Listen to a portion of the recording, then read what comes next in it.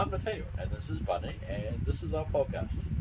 Tonight, we're going to talk about talking, because apparently people don't know how to talk. I know how to talk, he knows how to talk. I know how to talk. But but there's a lot of people out there that don't know how to talk, and they don't talk enough, and they don't talk the truth. And we think that people should change that. Yeah, there's a lot of people that actually, they think they're communicating, and they're actually not communicating at all. They're just, the one thing I really hate is when people tell you what they think you want them to say, but really they're not saying anything. Saying what you want to hear. Yeah. That. Instead of saying what they actually feel. We have a big thing, as we mentioned in our first podcast, we're a relationship of 3. And one of the big things that we have is we talk about everything. Absolutely everything. If someone's just having a bad day and a mental health day, that's fine. But we make sure that we know about that, and we make sure we know what might have caused it or what we could do to help fix that. If anyone has a problem with anything, just the slightest little thing. You stabbed in the face with a fish. No, we talk about it. Talking. Yeah. Talk. But it's like people just don't seem to be honest with their partners anymore. And instead of actually saying how you feel, you bottle it up and hold it in, and then it kind of comes out in this fit of rage in an argument, and instead of fixing it, it kind of kills everything. It's really interesting actually when talking about that particular part is an experience that I had where someone said that they felt their partner, see their partner as an authority figure, and they always fight the authority figure. And it's like, well, technically a relationship is a partnership. You're working as a team. There's no higher or lower. There's no hierarchy in the sense of relationship. It's you're working together. You're side by side. You're equals.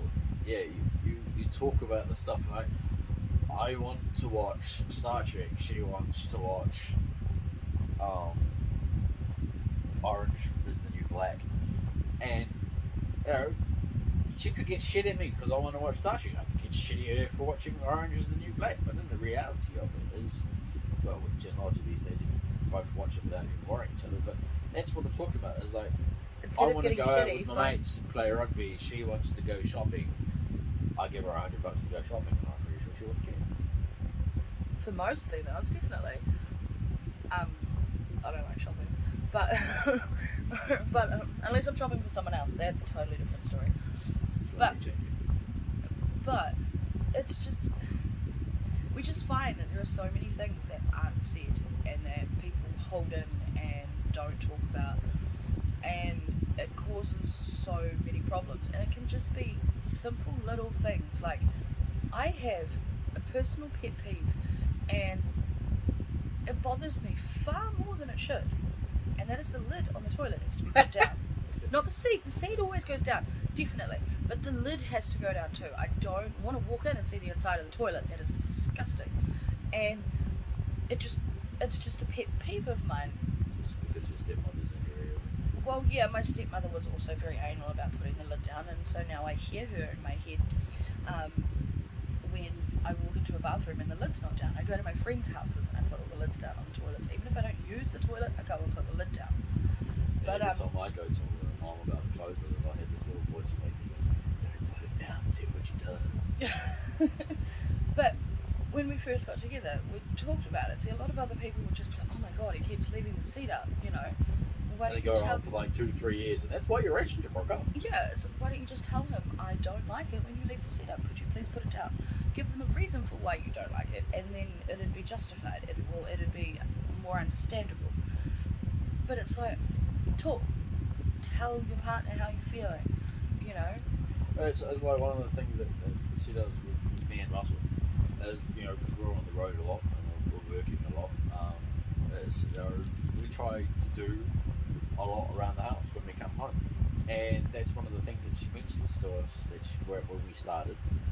It took a while to get that going, and that's simply because, you know, I always find it's nice to ask if you want help, and she's very good at that. She's also very good at just going and doing it, and then you can kind of tell when she's upset.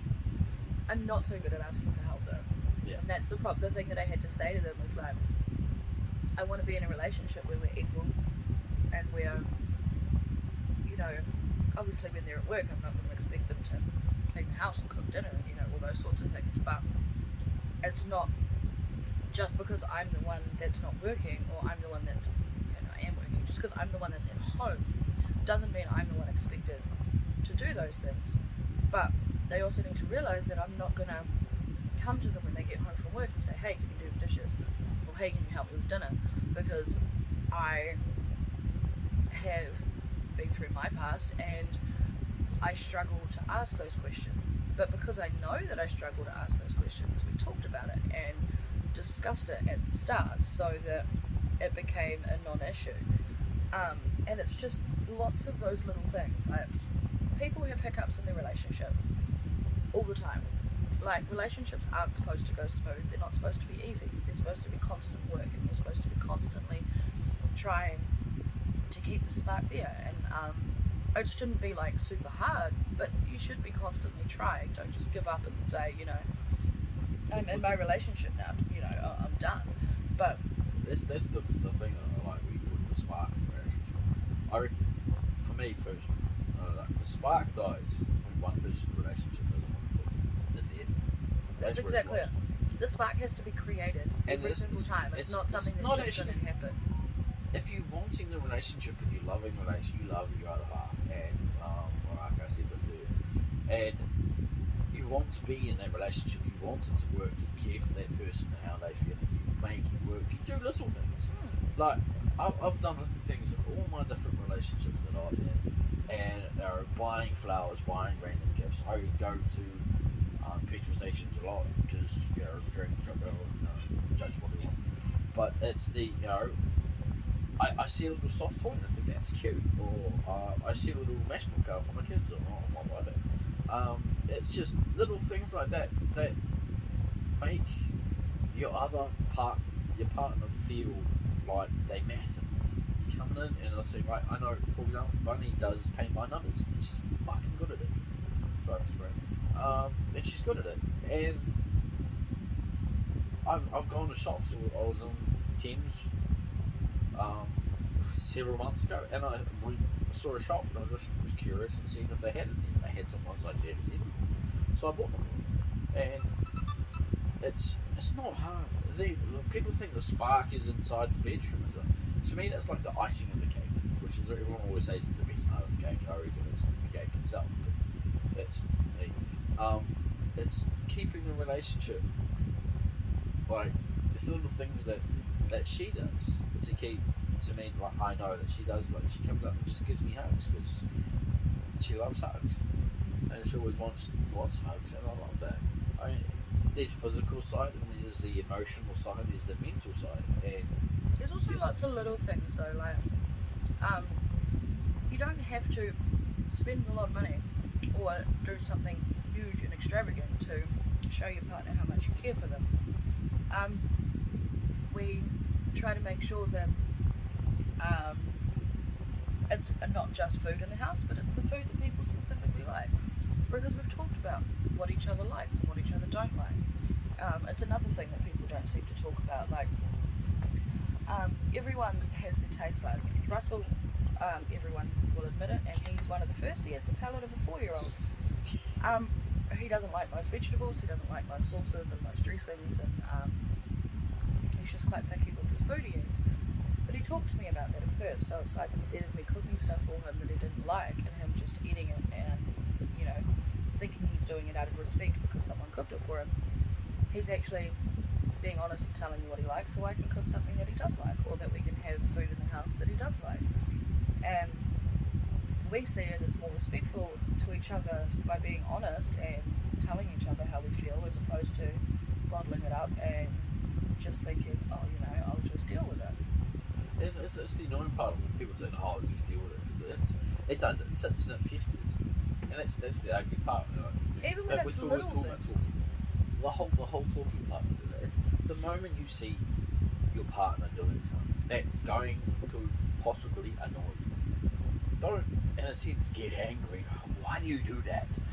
This might be the first time you've seen it done. Starting of your relationship, like for example, where instead of your partner putting the toothbrush in the toothbrush holder, they put it behind the tap, or instead of them, what's things that people Leaving the cap open on the toothpaste, and like it's those little things where you see so many people, like when the girls are out together and you know they're having coffee or cocktails or whatever it is that girls do when they socialise. I'm not one of them, but they're always talking about, oh my god, you know, he always leaves the cap off the toothpaste, or he always leaves his cup in the sink, or you know, he always does this, he always does that. And then when the guys are together, don't get me wrong, guys are guys, but they gossip just as much as girls do, and they're exactly the same. You know, she keeps doing this, or she keeps saying that, or you know, I do this and she does that, or she's nagging at me. A lot of guys complain about the whole, oh, she'd always expect me to do this, she'd always expect me.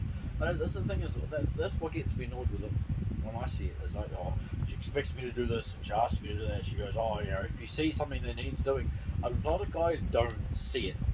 To be completely honest, they don't. And that's They're just completely how they oblivious to it because they've come from living with mum and dad, who did everything because mum did everything because that was how they were raised. They did everything.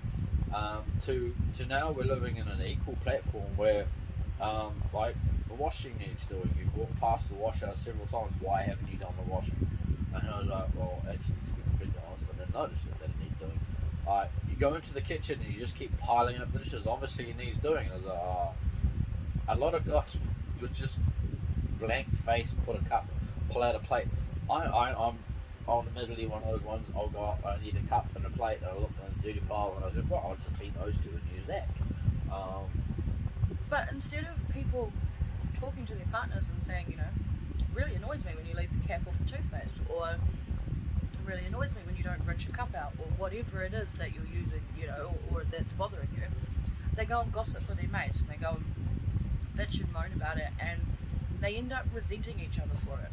You know, like if you imagine, Or having a massive fight for it. yeah, but it's like it might only be something tiny, like as tiny as someone going like this, just like that, tapping on you, and it's like that might not bother you now, but if I did that every day for the next 30 years, eventually it's gonna piss you the fuck off. It's like instead of him just dealing with it and then going to moan to his mates, oh my god, she keeps tapping me on the fucking face, what am I going to do? He could actually just come to me and say, hey babe, I really don't like it when you tap me on the face like that. And then I know that, we talk about it, we can figure it out. I actually have a personal experience. I'm not going to name names. I had an argument with an ex many years ago about pigs that kept being dropped on the ground under the washing line, and no one was picking it up.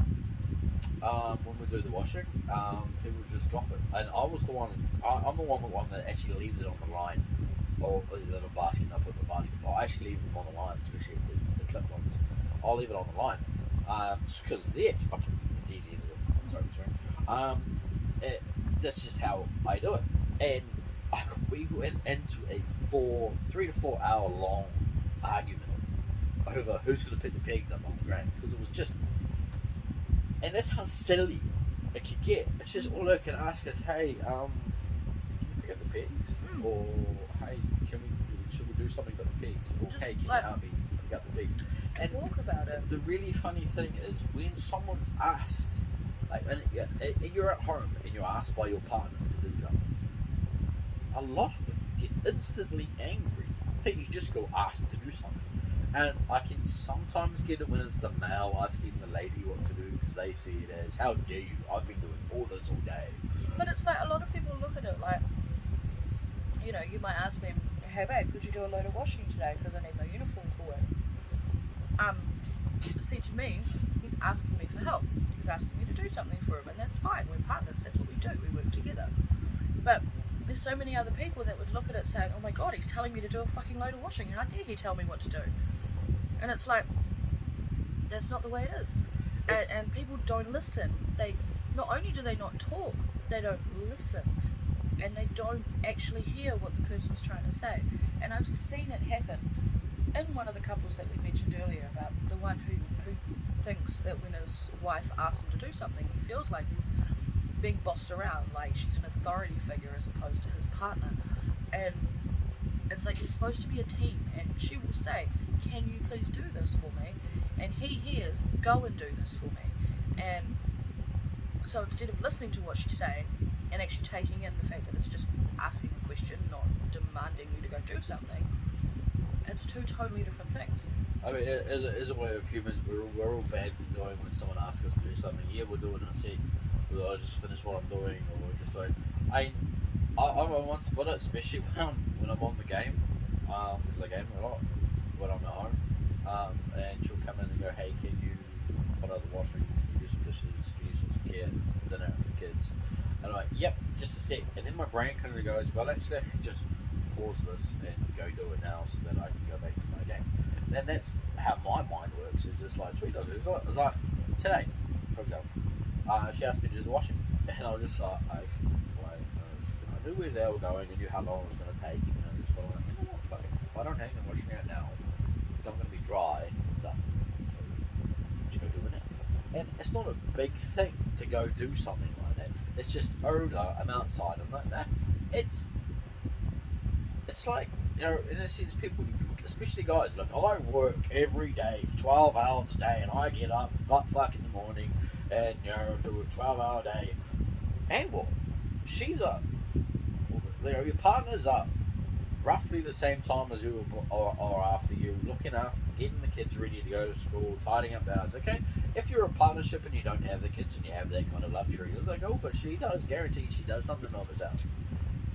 I'm not going to sit here and compare the relationships with one another. But it's just like everyone's different, and everyone has their different things that they do, and it's just you come home with what I do. What I've always done is when I've finished work, as soon as I hit that door, my work stops. Everything leaves from what my day is. If you ask me about my day, I will tell you about my day. If she asks, how was your day? I'm going, yeah, it was pretty good. Yeah, it was pretty shit. Well, I'm tired. And then I kind of go and ask, is there anything you need me to do? Or I sit down and she might say, hey, can you help me with dinner? I'm like, yep, okay, sure. Do you want to do that now? Or give me a minute. And it's okay if you say, give me a minute. If they want it done like instantly, it's like, okay, good. I'm just got 5 minutes and I will be with you, just winding down. I have the But say that, you know, like, don't just say yeah and then get grumpy and then people sit understand there and if you say winding down, because you got to wind down. Everyone has a wind down. everyone needs a moment, but it's like it comes down to that communication again. Instead of just saying, hey, can I have 5 minutes and then I'll come and give you a hand, you'll be like, yeah, okay, just a minute, or, you know, simple as that. Or don't actually tell them that you need that 5 minutes, or you'll just kind of grump about it and then start stewing on it. But it's not even just in those sorts of relationships. Like, take me and my child, for example, came to me tonight and asked if he could stay home from school tomorrow. He asked him why, and he said straight out, he needs a mental health day. He's just feeling a bit overwhelmed, some things that are going on. He's getting ready to go to college next year. You know, he has his own things going on in his life. He's 12 going on 13. Hormones are all over the place, and I get it. He needs a mental health day. So I said, fine, you can have a mental health day. Because we've talked, you know, he came and talked to me about it. He didn't just come and say, hey mum, I feel sick and I want to go to school tomorrow, and then tomorrow I end up frustrated at him because he's not actually sick, and so I'm thinking, okay, you're just wagging school. But instead, he actually came to me and said, you know, I'm not feeling sick, I feel fine physically, but mentally I'm a bit overwhelmed and I need a day. Is that okay? And because we talked about it, we understood. I understood. And that's the difference. It's like, I mean, we could go on and talk about how relationships in the sense of couples or really, when it like adult relationships and stuff, we could go on and on about the communication, but then there's also the sense of everything. Parents and their kids. Yeah. Parents don't talk to their kids and listen to their kids properly. We've had instances with a child, 3, packs a tantrum, as 3-year-olds do, but you know, we come into the room, 5-year-old has been, oh my god, no, they did it, straight away, they did it. We stop them. We calm them down, we talk to them, we find out what happened, and then we find a solution. We don't instantly go in and start screaming at them, we talk to them. Don't get me wrong, if they do something wrong, they get punished. We're not going to go bash our kids or anything like that, but they'll lose a privilege or miss out on something that they might have been looking forward to or whatever. And they understand that because we've talked to them about it properly and explained it to them. I think it's fantastic that the 3-year-old, we talk to him about the rules that we have in the house for when he's staying here. He knows that he's not allowed to play any games before he has breakfast, and every morning he normally doesn't even ask now. Obviously you're going to have the odd morning where they're going to try and test the boundaries and I'm not hungry, can I play the game? And yes, that is normally more the 5-year-old than the 3-year-old, but they get there and they understand because we talked to them about it, and that is huge. Like, talk.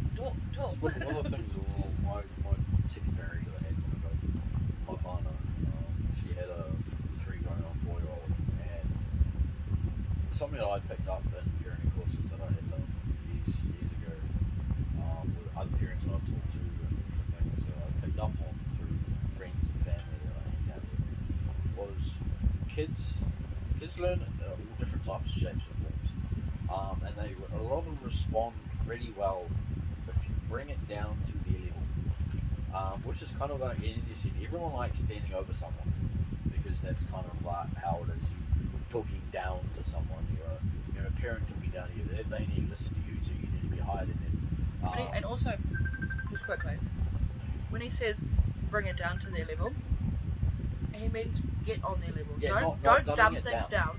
No, yeah, as I mean, Don't dump things down. Like, so sit down and go eye level with them, so you're not I standing over them and scaring them, because then they take it as a huge big threat and like you're yelling at them. So what I did with my stepdaughter was she would have her temper tantrum, she'd have her rage. I would sit down and talk to her. I'd sit down next to her bed and I would ask her. And normally what would start off is what's wrong. Because a lot of the time with the child, if they're upset about something, they've misbehaved for something, for whatever reason that might be, what they did was wrong, there's a normally reason behind it that they're upset about. I'm feeling frustrated about it. And her and I have this amazing thing where as soon as she's upset, she'll have her tantrum, she'll have her scream, and she'll say her things that every child says. And you can do it 2 ways. You can get angry at it, yell back, and have an argument with a preteen, or you can wait until they've shut up, gone away to their safe place, their room, whatever it might be, and then you go to them and sit down with them, next to them, bring them up, get them sitting next to you, looking at you and saying, hey, look, what's wrong? Something's happening.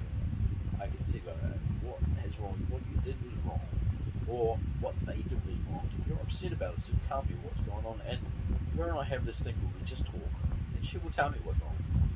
She'll open up really, because she knows that I will genuinely listen.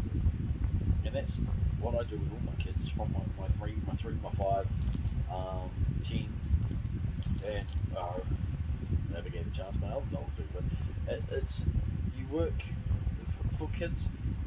The moment you elevate and you start talking down to them, a lot of them shut off. And it's like, why, you're making me feel insignificant, you're making me feel small, and you start squishing them. You're not standing over them.